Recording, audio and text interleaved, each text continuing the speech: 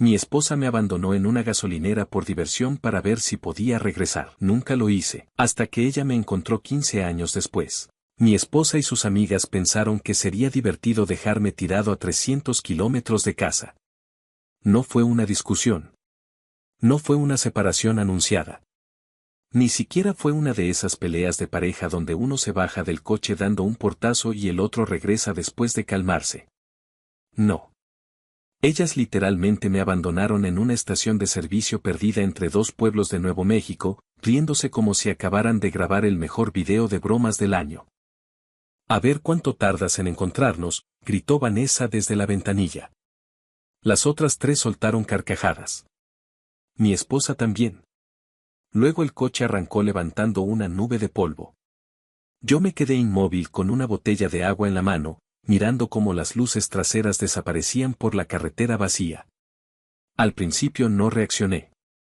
Supuse que volverían. Porque durante 6 años de matrimonio me había acostumbrado a ese tipo de humillaciones disfrazadas de chistes. Vanessa siempre decía que yo no tenía sentido del humor. Sus amigas, Carla, Denise y Mónica, pensaban lo mismo. Para ellas yo era el marido serio, el sensible, el dramático, el tipo del que se podían burlar porque nunca respondía con suficiente rabia como para arruinarles la fiesta. Una vez escondieron mis llaves durante una barbacoa y me dejaron media hora buscándolas mientras se morían de risa. Otra vez llenaron mi vaso con tequila puro cuando yo creía que era agua mineral y grabaron mi reacción. Vanessa jamás me defendía. Al contrario, era la primera en sacar el celular para filmar. Relájate, Adrián, decía siempre. Todo lo tomas demasiado personal. Y yo, como un idiota enamorado, terminaba convenciéndome de que quizás sí era demasiado sensible. Que quizá el problema era mío. Ese viaje había sido idea de Vanessa. Un fin de semana en una casa alquilada junto al lago para fortalecer la convivencia. Ya desde el primer día supe que había cometido un error al aceptar. Las 4 bebían, recordaban historias de universidad, se lanzaban indirectas internas y cada vez que yo intentaba participar la conversación cambiaba o alguien hacía un comentario sarcástico. Yo era decoración. Un accesorio. El conductor sobrio designado. La persona que cargaba las maletas y preparaba la parrilla. La última noche incluso escuché a Denise decir en voz baja. No sé cómo aguantas estar casada con alguien tan aburrido. Y Vanessa respondió riéndose. Créeme, a veces ni yo sé. No dijo eso para herirme. Lo dijo porque de verdad ya no le importaba si me hería. A la mañana siguiente emprendimos el regreso. Yo casi no hablé durante las primeras 2 horas de carretera. Ella sí. Cantaban, hacían bromas, recordaban tonterías del lago y cada tanto Vanessa me tocaba la rodilla como si entre nosotros todo estuviera perfectamente bien. Hasta que Denise dijo. Tengo una idea. Hay una gasolinera más adelante. Podríamos hacerle una prueba de supervivencia a Adrián. Se rieron. Yo fruncí el ceño. ¿Qué significa eso? Nada, dijo Vanessa. No pongas esa cara. Paramos a cargar combustible y yo entré a comprar agua y usar el baño. No tardé ni 5 minutos. Cuando salí, el surtidor estaba vacío. El coche no estaba. Miré a izquierda y derecha. La carretera vibraba bajo el calor. Ni un solo vehículo. Ni una sola silueta conocida. Solo un empleado somnoliento fumando junto a la tienda. ¿Busca el sedán gris? Preguntó. Asentí. Se fueron rápido. Todavía sonreí. De verdad creí que aparecerían dando la vuelta. Que sería una grabación. Que sacarían el celular para captar mi cara. Esperé 10 minutos. Luego 20. Después 40. El sol empezó a caerme directo en la nuca. La botella de agua se calentó en mi mano. Intenté mantener la calma. Vanessa sabe que mi cartera está en la guantera, pensé. Mi cargador y mi teléfono están conectados en el asiento trasero. No pueden irse lejos. No serían tan estúpidas. Pero pasó una hora. Y luego otra. Le pedí al empleado si había visto hacia qué dirección tomaron. Hacia el norte, dijo encogiéndose de hombros. Las chicas iban riéndose. Riéndose. Esa palabra me atravesó como una aguja. No estaban preocupadas. No estaban dudando. No pensaban regresar pronto. Me senté en el borde de la acera sintiendo una presión rara en el pecho. No era solo rabia. Era una especie de vacío helado. Como si de repente todos los momentos incómodos de los últimos 6 años se alinearan frente a mí y me obligaran a ver algo que me había negado demasiado tiempo. Mi esposa no me respetaba. Tal vez nunca lo había hecho. Yo era el hombre útil. El hombre seguro. El hombre que pagaba facturas. El hombre que siempre perdonaba. Pero no era su compañero. No era alguien a quien ella protegiera. Era el blanco fácil. Miré la carretera otra vez. Silencio. Nadie volvía. Le pedí prestado el teléfono fijo al empleado. Marqué el número de Vanessa. Sonó. Y sonó. Buzón. Llamé otra vez. Buzón. La tercera vez me respondió Denise. Ni siquiera intentó fingir seriedad. Sigue vivo. Gritó entre carcajadas que se mezclaban con las voces de las otras.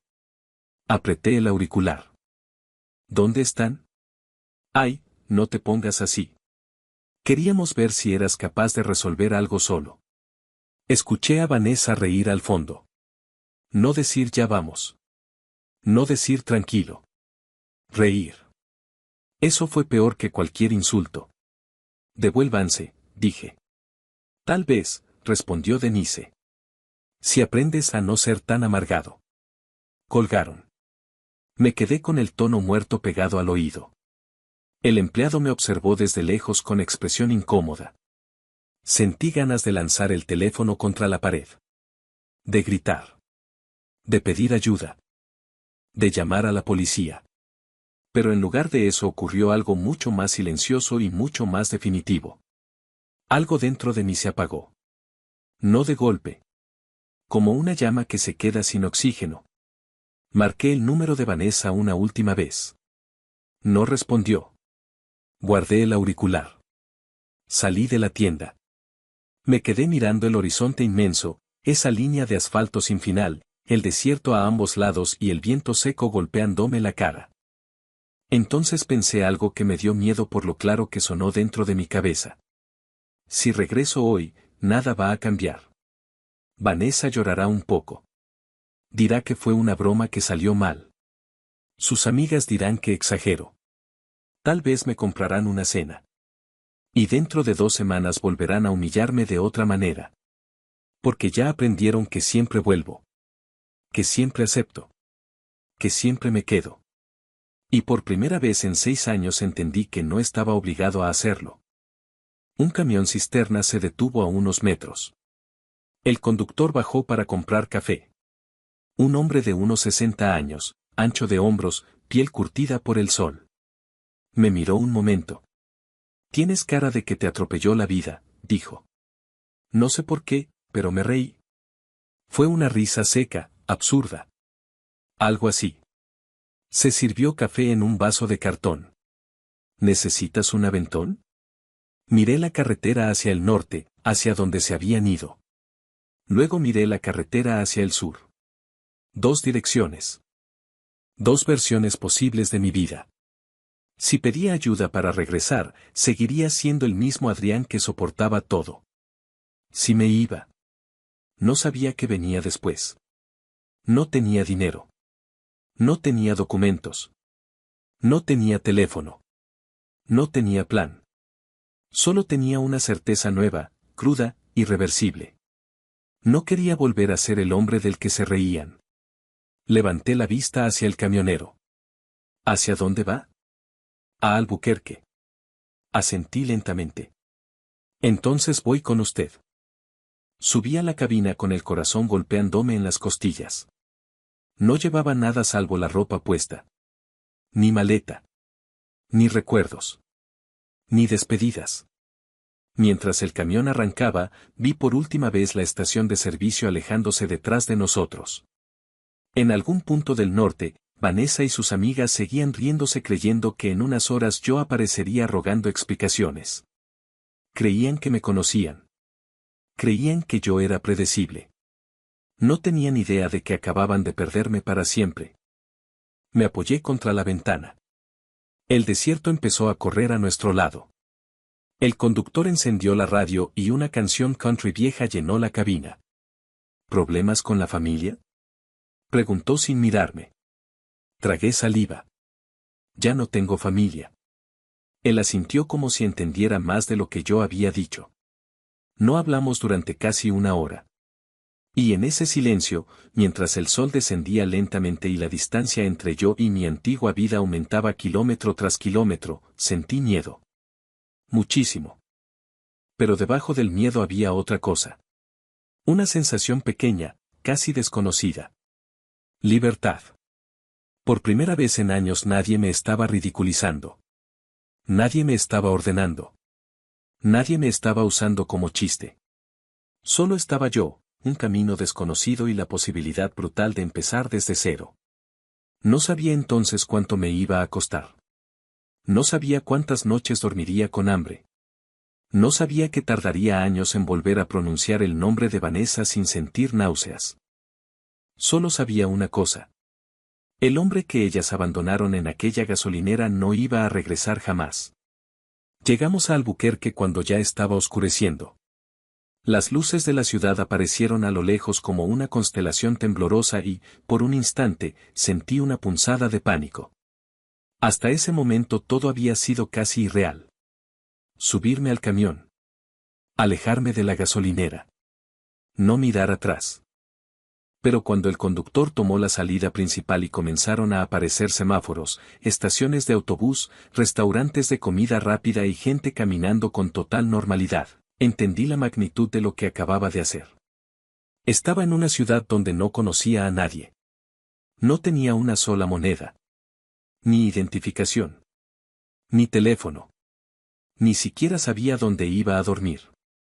El camionero se estacionó frente a una cafetería de carretera abierta toda la noche. Apagó el motor y me miró. «Hasta aquí te puedo traer». Asentí. «Gracias, de verdad». Él rebuscó en la guantera, sacó $20 arrugados y me los extendió. No es mucho, pero una persona no debería empezar de cero con los bolsillos vacíos. Me quedé inmóvil. No puedo aceptarlo. Si puedes, dijo con una media sonrisa cansada. Algún día se lo devuelves al mundo. Tomé el billete con la garganta cerrada. Ni siquiera sé por qué ese gesto casi me hizo llorar. Tal vez porque en un solo minuto un desconocido me trató con más dignidad de la que había recibido en años dentro de mi propio matrimonio. Bajé del camión. El hombre levantó 2 dedos en señal de despedida y desapareció entre el tráfico nocturno. Yo me quedé solo frente a la cafetería, con $20 y una vida demolida. Entré. El olor a café recalentado, tocino y detergente barato me golpeó de inmediato. Busqué la mesa más apartada y pedí lo único que podía permitirme, una taza de café negro. La mesera, una mujer latina de unos 50 años, me miró con atención. Seguramente mi aspecto decía demasiado. Polvo en los zapatos. Cara de no haber dormido. Mirada perdida. ¿Vas a comer algo, cariño? Negué con la cabeza. Solo café. Ella no insistió. Pero 10 minutos después dejó frente a mí un plato con 2 tostadas y huevos revueltos. La cocina hizo de más. Supe que mentía. Aún así murmuré. Gracias. Comí como si llevara 2 días sin probar bocado.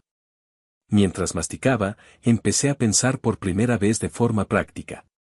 Necesito dinero. Necesito un lugar para dormir. Necesito un teléfono. Necesito decidir si voy a desaparecer o si voy a avisarle a alguien que sigo vivo. Ese último pensamiento me dejó congelado. Porque sí, técnicamente podía buscar un teléfono público y llamar a Vanessa. Podía escucharla llorar. Podía dejar que me convenciera de volver. Podía incluso regresar en autobús y hacer como si todo esto hubiera sido una locura momentánea.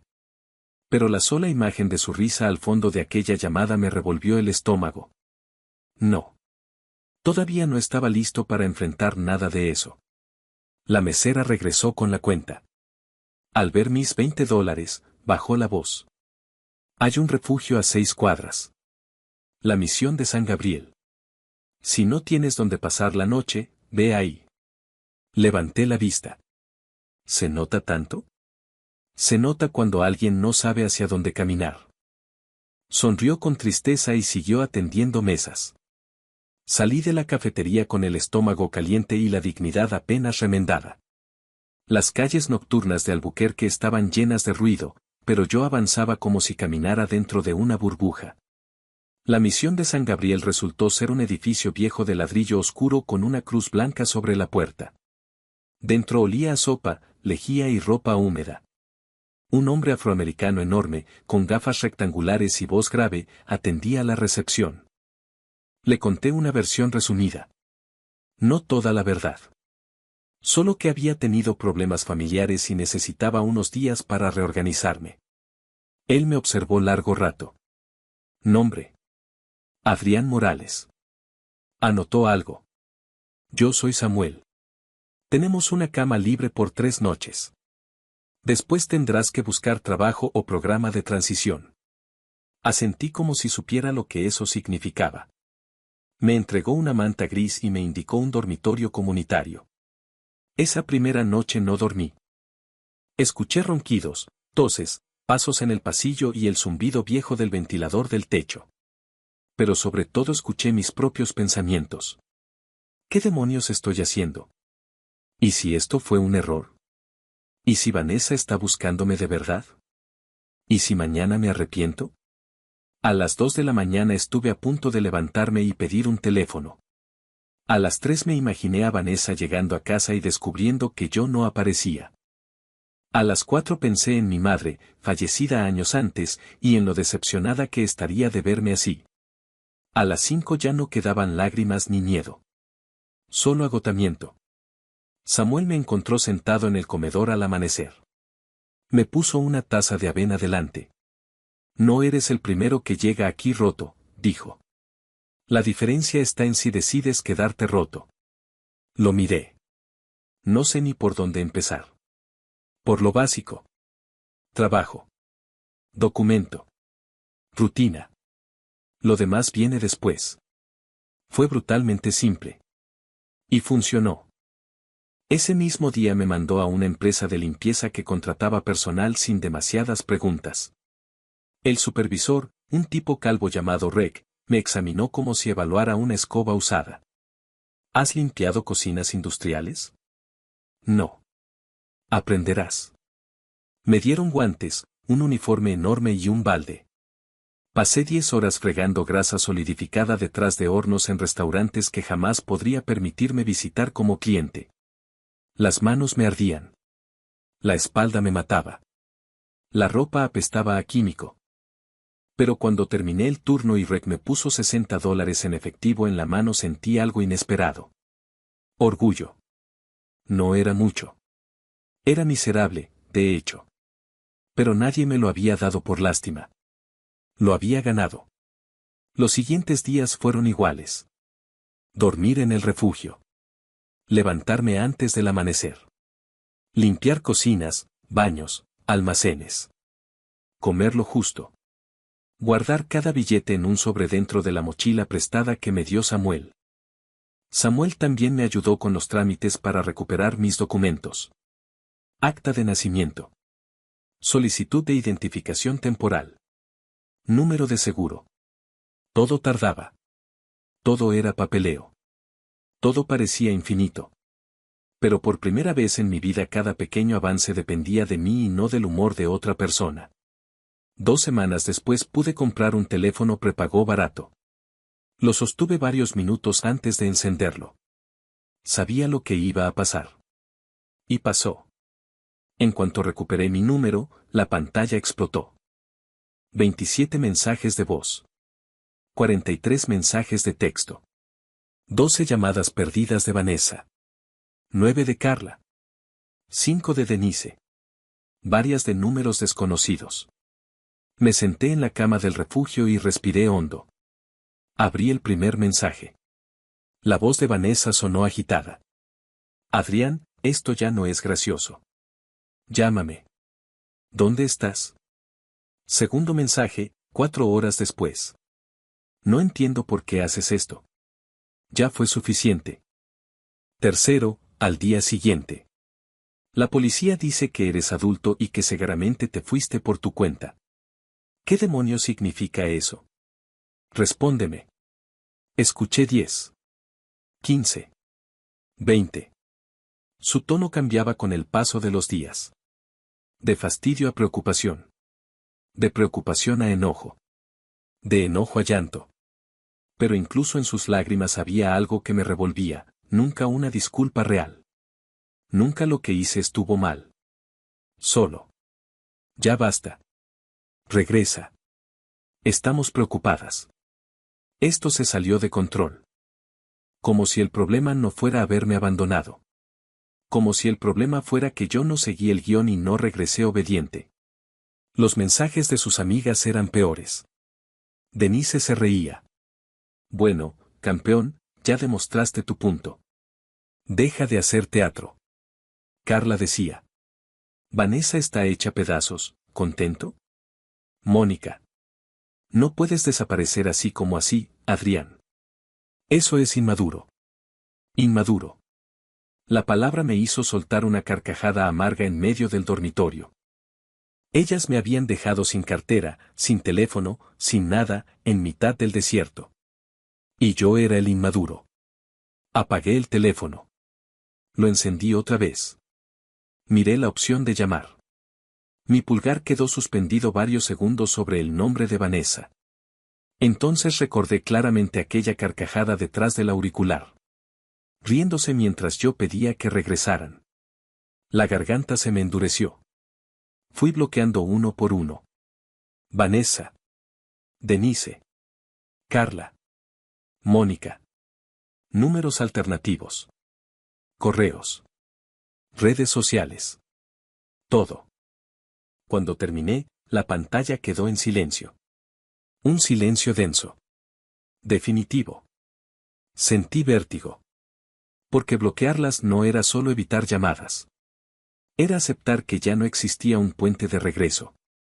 Que había quemado la única salida fácil. Samuel entró en ese momento. Tienes cara de funeral.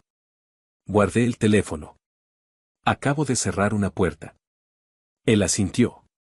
Bien. Las puertas cerradas dejan de azotarte en la cara. No supe si reírme o llorar. Esa noche dormí por primera vez 6 horas seguidas. Sin sobresaltos. Sin imaginar a Vanessa buscándome. Sin discutir mentalmente con sus amigas. Al despertar, todavía estaba en un refugio, todavía limpiaba grasa ajena y todavía no tenía nada parecido a una vida estable. Pero ya no pertenecía a ellas. Y esa diferencia lo cambiaba todo. Un mes después Samuel me consiguió una entrevista en una pequeña cafetería del centro que necesitaba ayudante de cocina. La dueña es complicada, advirtió. Si te grita, no te ofendas. Le grita hasta al tostador. La dueña se llamaba Teresa Gálvez. 62 años. Cabello completamente blanco recogido en un moño tirante. Brazos llenos de quemaduras antiguas. Y una mirada capaz de perforar concreto. Me observó apenas entré. ¿Sabes trabajar o solo tienes cara de tragedia? Parpadeé. Puedo aprender rápido. Todos dicen eso. Ponte el delantal. Así empezó. Lavando ollas. Picando cebolla. Sacando basura. Quemándome con aceite. Corriendo de un lado a otro bajo los gritos de Teresa. Era agotador. Era humillante a veces. Pero había una diferencia fundamental. Aquí no se reían de mí.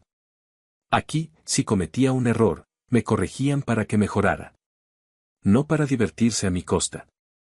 Y por extraño que parezca, eso se sentía casi como respeto. A los pocos días Teresa gruñó mientras revisaba una montaña de platos limpios.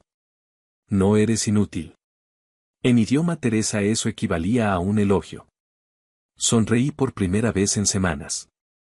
No lo sabía aún, pero aquella cafetería iba a convertirse en el lugar donde mi vida empezaría de verdad. Trabajé en la cafetería de Teresa como si mi vida dependiera de ello. Porque, en cierto modo, dependía.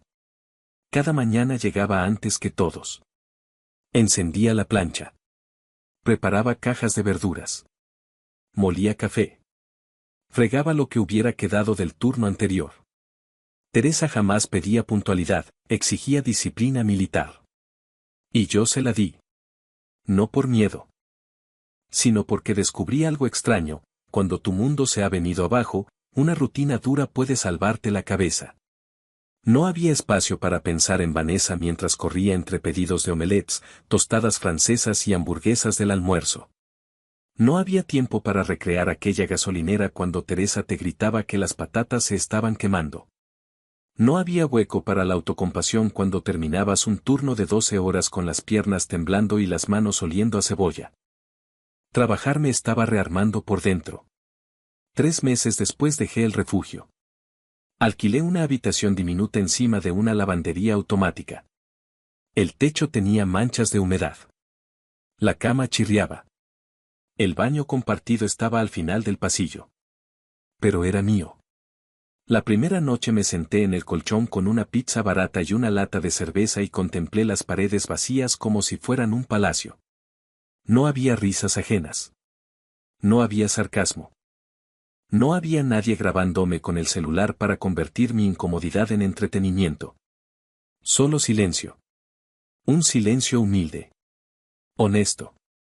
Lloré un poco esa noche. No de tristeza. De alivio. Pasaron los meses. Mis documentos llegaron. Abrí una cuenta bancaria. Compré ropa decente de segunda mano. Cambié el teléfono prepago por uno mejor. Teresa empezó a confiarme tareas más serias: controlar inventario, preparar salsas, abrir el local cuando ella se retrasaba. No me decepciones, decía siempre. Era su manera de reconocer que empezaba a contar conmigo. A veces todavía pensaba en Vanessa. Sería mentira decir que desapareció de mi mente de inmediato. Hubo noches en que miraba el techo y me preguntaba si alguna vez sintió culpa real. Si alguna vez entendió lo que hizo. Si alguna vez dejó de reírse. Pero ya no era una herida abierta. Era una cicatriz tirante. Y las cicatrices no gobiernan una vida, solo recuerdan dónde dolió. Casi un año después de llegar a Albuquerque apareció Lucía. Entró una tarde lluviosa.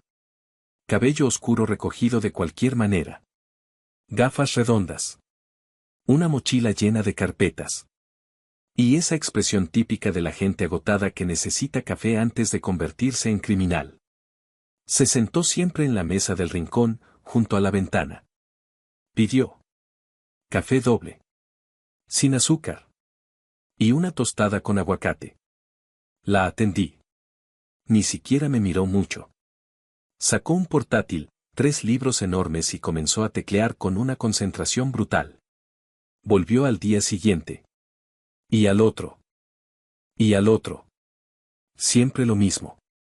Misma mesa. Mismo café doble. Misma cara de guerra contra el mundo. ¿Estudia o planea conquistar un país? Le pregunté un día mientras dejaba la taza.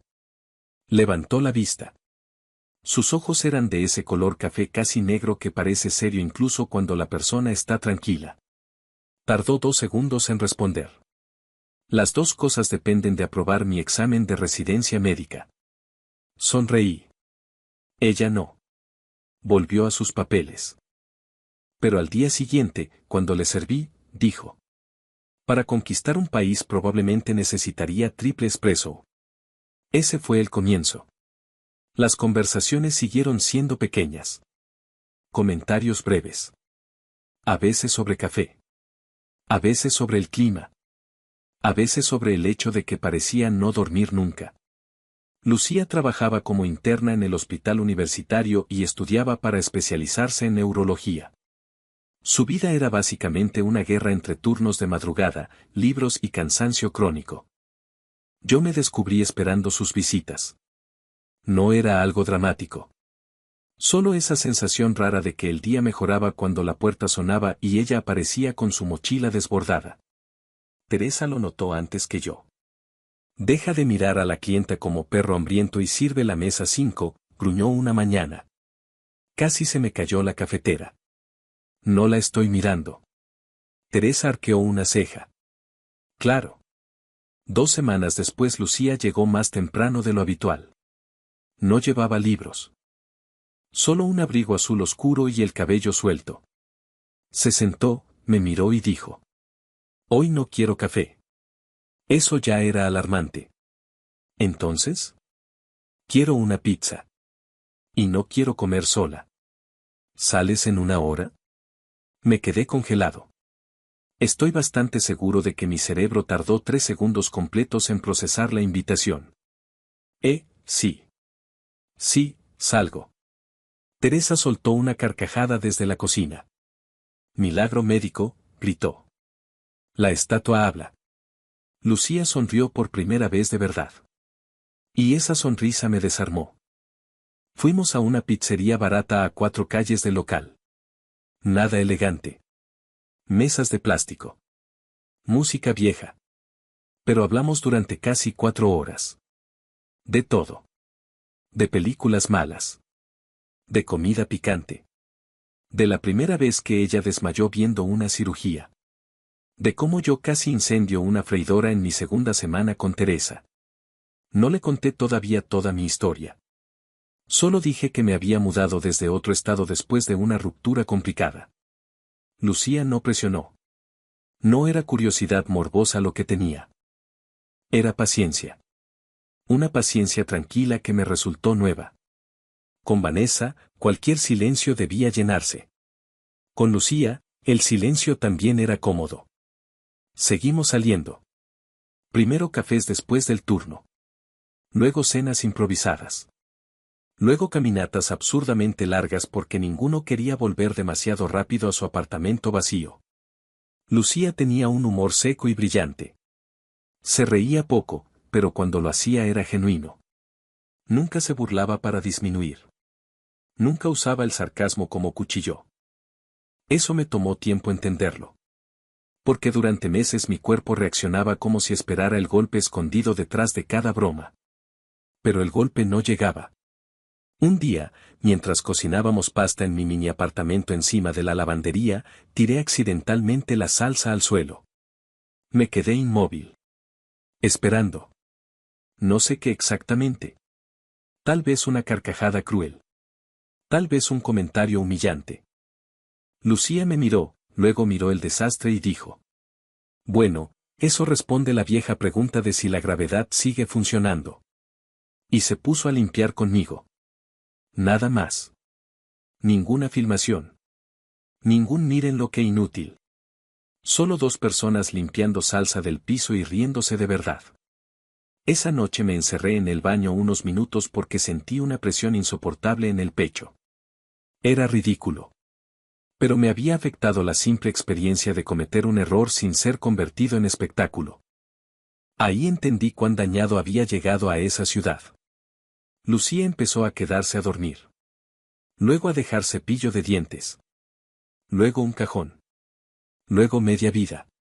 Se mudó oficialmente conmigo 8 meses después. Mi apartamento seguía siendo pequeño y horrible, pero con sus libros amontonados, su bata blanca colgada detrás de la puerta y sus notas médicas pegadas en la nevera parecía un hogar. Teresa fingía no interesarse. Hasta que un día Lucía pasó por la cafetería y Teresa la observó salir. Esa mujer tiene cara de no tolerar idiotas, dijo. Es médica. Entonces además sabe reconocer daños cerebrales. Bien por ti. Era, viniendo de Teresa, una bendición. Mi crecimiento en la cafetería tampoco se detuvo. Aprendí administración. Pedidos. Contabilidad básica. Manejo de personal. Teresa descubrió que yo no solo trabajaba duro, sino que además sabía resolver problemas sin entrar en pánico. 2 años después de mi llegada me nombró encargado general del turno matutino. Un año más y ya manejaba prácticamente todo el negocio cuando ella quería tomarse libres. El día que me entregó un juego de llaves completo del local me las lanzó al pecho y dijo: «No me hagas arrepentirme de no morirme detrás de esta plancha». Yo respondí: «¡Qué discurso tan emotivo!». Ella resopló. Eso significaba que estaba orgullosa. Lucía terminó la residencia. Consiguió puesto fijo en el hospital.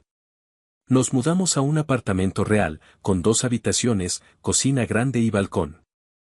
Compramos muebles usados y discutimos durante una semana porque ella quería una estantería gigantesca para libros y yo insistía en que no cabía. Terminamos comprándola. Obviamente. La vida se volvió estable. Y después de haber vivido años enteros con la sensación de caminar sobre cristales, la estabilidad era casi un lujo obsceno. Los domingos hacíamos pancakes. Los martes ella llegaba muerta del hospital y yo dejaba la cena lista. Los viernes veíamos películas mediocres abrazados en el sofá. No era una felicidad cinematográfica. Era mejor. Era consistente. Segura. Respirable. A veces todavía llegaban correos desde direcciones desconocidas. Vanessa. Lo supe aunque no siempre abriera el mensaje. El asunto cambiaba. Solo quiero hablar. Por favor. Necesito saber que estás bien. Lo siento. Pero nunca contesté. No porque aún estuviera furioso. Sino porque por fin entendía algo importante. Cerrar una herida no exige volver a meter la mano dentro. Lucía me encontró una noche mirando uno de esos correos sin abrir. Se acercó por detrás. ¿Fantasma del pasado? Asentí. ¿Quieres hablarlo? Tardé un rato. Y por primera vez le conté todo. La gasolinera. Las risas. Los años de humillación. El refugio. Los mensajes. El bloqueo. Todo. Lucía escuchó sin interrumpir. Cuando terminé, esperaba lástima. O indignación. O preguntas. En cambio, me rodeó la mano con la suya y dijo algo tan simple que me dejó mudo. Lo más triste no es que te abandonaran ese día. Lo más triste es todo lo que te hicieron creer antes para que eso pareciera posible. Sentí un nudo brutal en la garganta. Porque tenía razón. La gasolinera no había sido el principio. Había sido la consecuencia final de años de permitir lo inadmisible. Lucía besó mi frente. Ya no estás allí. Y no, ya no estaba allí. 5 años después de haber llegado sin nada a Albuquerque, Teresa me llamó a la oficina. Estaba fumando junto a la ventana, aunque le había prometido al médico que dejaría el tabaco. Estoy cansada, dijo. La miré. Eso suena apocalíptico. Suena a que quiero abrir un segundo local y no pienso atender 2 cafeterías hasta los 90. Fruncí el ceño. Ella me señaló con el cigarrillo. Quiero que dirijas la nueva. Me quedé inmóvil. Yo. No, el tostador. Claro que tú. Sentí un golpe seco de incredulidad. 5 años antes dormía en un refugio. Ahora alguien me ofrecía administrar un negocio. Teresa apagó el cigarro. No te pongas sentimental. Solo eres el menos incompetente que he encontrado en 20 años. Pero sus ojos decían otra cosa. Salí de esa oficina con las llaves del futuro en la mano. Y sin saberlo, me estaba acercando al momento en que el pasado volvería a buscarme cara a cara. Acepté la propuesta de Teresa. Y fue la decisión que terminó de cambiar mi historia. El segundo local no era grande, pero estaba en una zona mucho mejor, cerca de oficinas, una universidad y 2 clínicas privadas. Eso significaba flujo constante de clientes, desayunos rápidos, almuerzos ejecutivos y tardes llenas de estudiantes agotados. También significaba responsabilidad total. Contrataciones. Horarios. Proveedores. Cuentas. Quejas. Emergencias. Hubo semanas en las que dormía 4 horas por noche. Semanas en las que pensé que todo me quedaba demasiado grande. Semanas en las que un simple pedido mal hecho parecía suficiente para hundirnos. Pero cada vez que el miedo aparecía, Lucía me repetía lo mismo. Respira y resuelve lo que tienes delante. Solo eso. Y yo respiraba. Y resolvía. El negocio no solo sobrevivió. Funcionó. Al cabo de un año ya teníamos clientela fija. Al segundo abrimos servicio de catering para oficinas. Al tercero Teresa dejó de fingir que aquello no la emocionaba y empezó a llamarme socio, aunque después aclaraba que era solo por eficiencia verbal. Lucía y yo nos casamos en una ceremonia pequeña. Nada extravagante. Un jardín. Pocos amigos. Teresa vestida como si la hubieran obligado bajo amenaza. Samuel en primera fila sonriendo como un padre orgulloso. Sí, Samuel seguía en mi vida. Nunca olvidé quién me dio la primera cama cuando no tenía nada.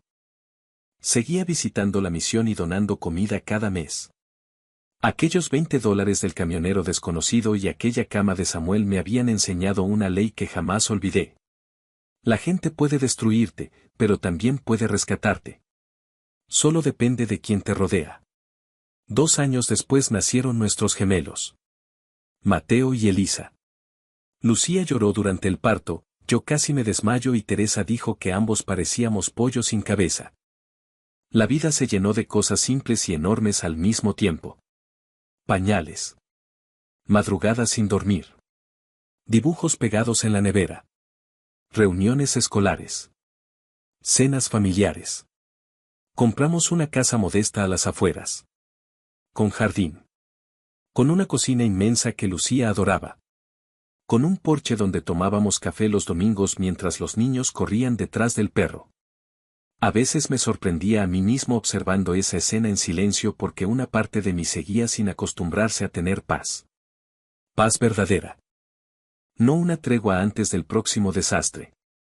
Paz. Con el tiempo incluso dejé de pensar en Vanessa. No todos los días, al menos. Su nombre se volvió una fotografía vieja guardada en una caja que no tienes necesidad de abrir. Sabes que existe. Pero ya no manda sobre tu presente. Pasaron 11 años.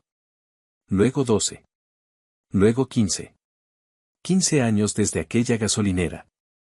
Yo ya no era el hombre asustado que subió a un camión con $20 prestados. Era copropietario de 2 cafeterías. Tenía esposa. Hijos. Casa. Amigos. Una espalda hecha polvo y una ligera adicción al café, sí, pero también una vida sólida. Una vida construida a mano. Y entonces, una mañana de jueves, el pasado entró por la puerta principal. Era un turno tranquilo. Las oficinas cercanas ya habían recibido sus desayunos y solo quedaban algunos clientes dispersos leyendo el periódico o trabajando con portátiles. Yo estaba en la barra revisando facturas. Escuché la campanilla de la puerta. Levanté la vista. Y durante un segundo el tiempo hizo algo extraño. Como si se doblara. Vanessa.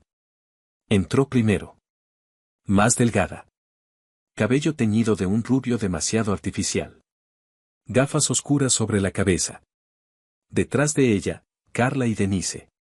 Las reconocí enseguida aunque el tiempo también las había tocado. Había algo vencido en las tres. No físicamente solo. En la manera de caminar. En la forma de mirar alrededor. Como gente acostumbrada a pedir más de lo que recibe. Mi cuerpo reaccionó antes que mi mente. Una descarga helada me recorrió la espalda. Las manos se me quedaron inmóviles sobre las facturas.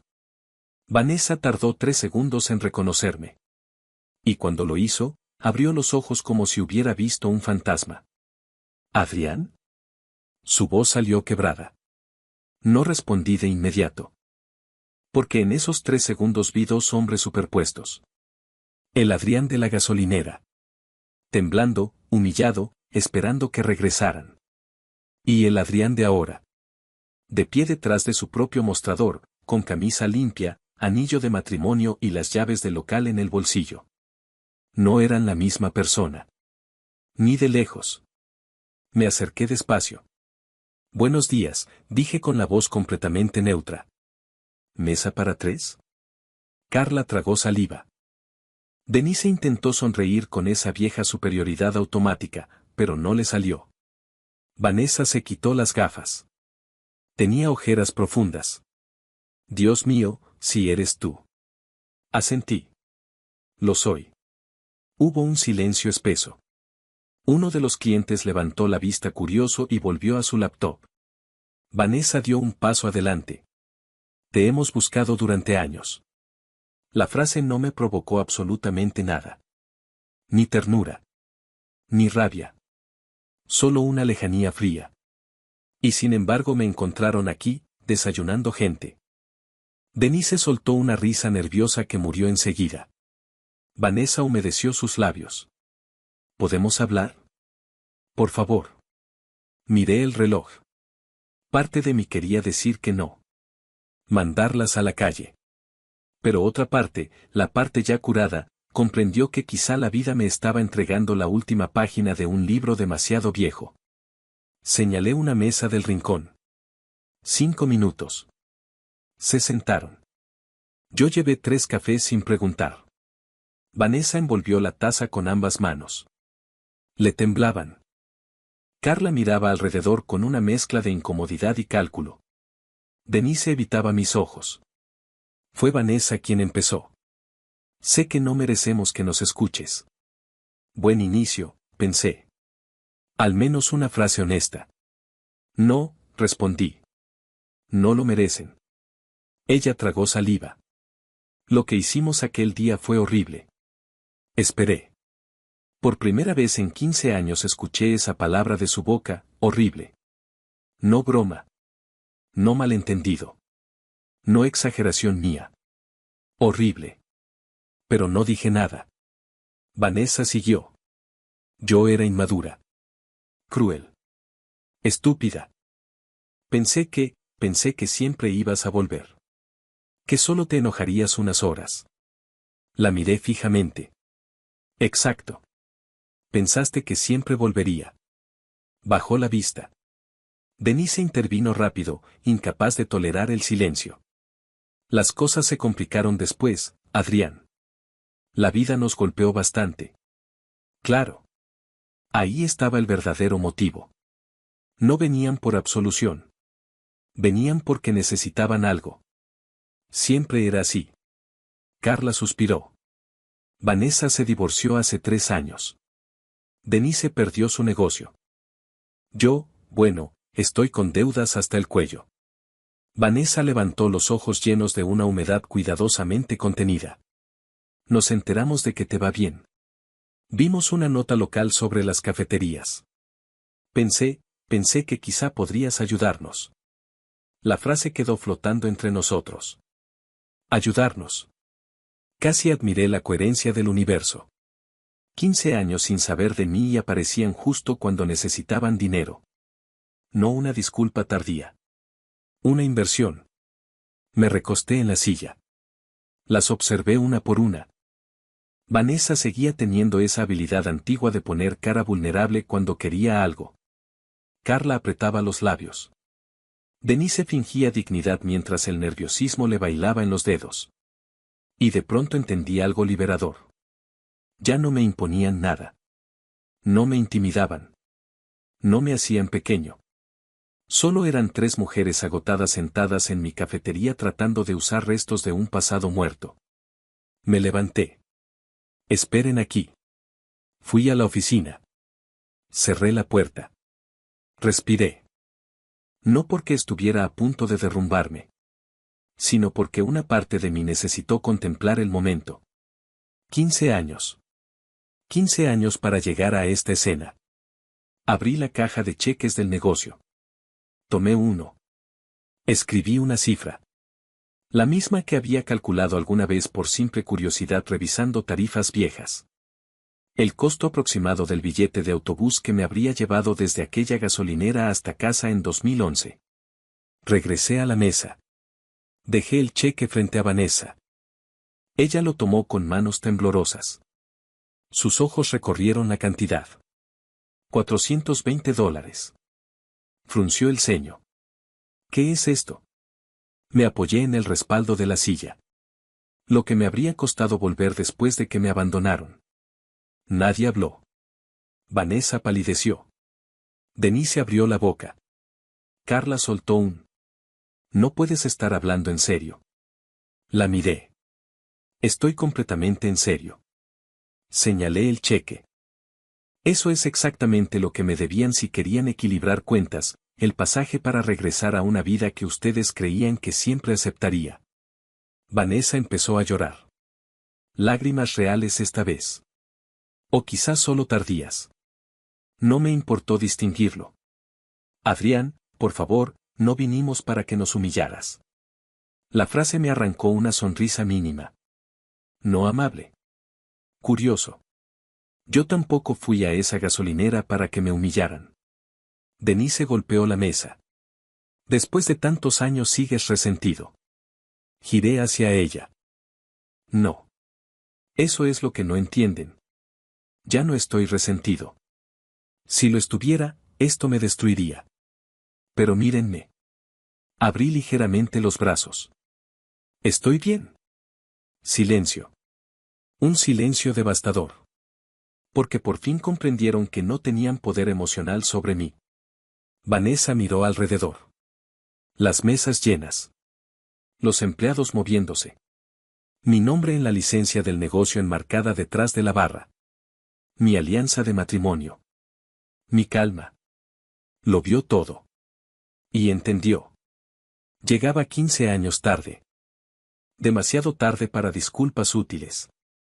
Demasiado tarde para manipulación. Demasiado tarde para cualquier regreso. Empujé el cheque unos centímetros hacia ella. Tómenlo o rómpanlo. Me da igual.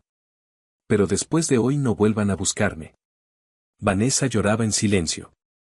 Carla tenía la mandíbula tensa. Denise parecía querer insultarme, pero no encontraba cómo. Yo me puse de pie. Tengo clientes que atender. Di media vuelta. No esperé respuesta. Regresé detrás de la barra. Uno de los camareros me miró confundido. ¿Todo bien, jefe? Tomé una cafetera. Sí. Solo fantasmas saliendo por la puerta. No tardaron mucho en levantarse. Escuché la silla de Vanessa arrastrarse. Escuché pasos. La campanilla de la puerta. Y luego nada. Nada. Ni explosión. Ni drama. Ni persecución cinematográfica. Solo una salida silenciosa. Exactamente como debía ser. Serví café. Cobré una cuenta. Respondí una llamada del proveedor. Y en algún momento, mientras espumaba leche para un capuchino, me di cuenta de que estaba respirando distinto. Más profundo. Más limpio. Como si una habitación interna que llevaba 15 años cerrada acabara de ventilarse. Esa noche llegué a casa. Lucía estaba en la cocina ayudando a Mateo con una tarea de ciencias mientras Elisa dibujaba un dinosaurio con alas en la mesa.